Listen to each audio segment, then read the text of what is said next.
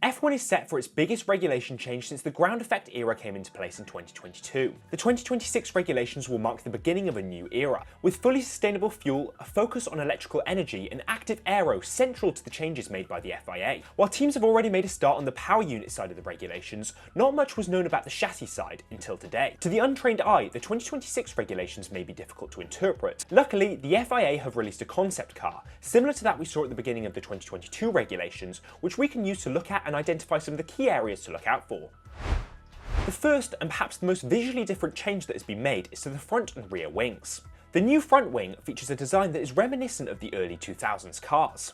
It has this kind of a spoon design where the leading plane of the wing has more of an angle to it and creates sort of a dipped section. Then there's also the new front wing end plates, which inwash most of the air towards the front tyre. An important area, as the whole concept now aims to inwash air rather than outwash, as teams in the current regulations are doing.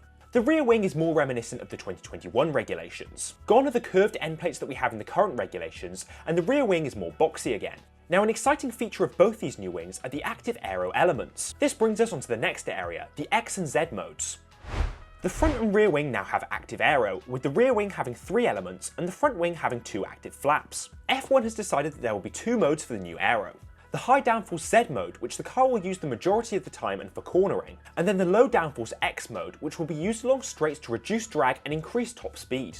Now, what makes this a lot different to the DRS we're used to is that DRS can only be used when within a second of the car ahead, at specific points on the lap. The new regulations will give drivers the ability to change between the Z and X mode no matter the distance to the car in front, but it does still seem that there will be predetermined points around the track where the drivers can make this change.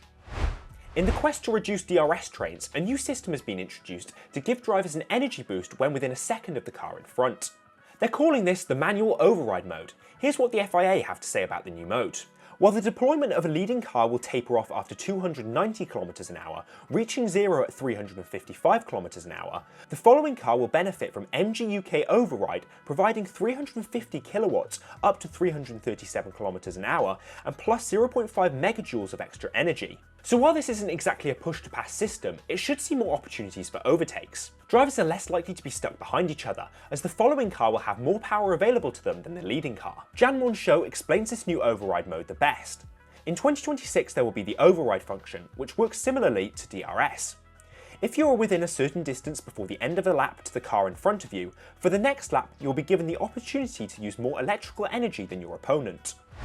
One of the most exciting changes for the raceability of these regulations is the smaller size and weight of these cars in comparison to the current regulations. At the core of the new rules is the nimble car concept, meaning that the wheelbase of the new cars has been shortened by 200mm, 20cm, and the width has been reduced by 100mm, 10cm. In addition to this, while the current cars have a minimum weight of 798 kilograms, the new regulations have a minimum weight of 768 kilograms, 30 kilograms less than their predecessors. Now, while these changes are probably not significant enough to make Monaco exciting again, they're certainly a step in the right direction, and show that the FIA are interested in bringing the size of these ginormous cars down. And finally, the fifth area is the floor. While it can't be seen in any of these images, the 2026 cars will feature a partially flat floor as well as a lower power diffuser, meaning that the ground effect will be less effective and cars will no longer need to rely on such stiff and low setups. You may also be wondering what the larger sections of floor behind the tyres are doing. They're wheel wake control boards and aim to assist with the control of the dirty air from the front wheels. You'll also notice that the winglets above the front wheels have been removed. Instead, part of the wheel bodywork will now be mandated in order to help control the dirty air from the front wheels. So there's 5 key changes that have been made to the cars for the 2026 regulations. So what do you think of the new regulations? Are you excited to see the cars hit the track in 2026? Let us know your thoughts in the comments and make sure to subscribe to Apex for more deep dives into the F1 world.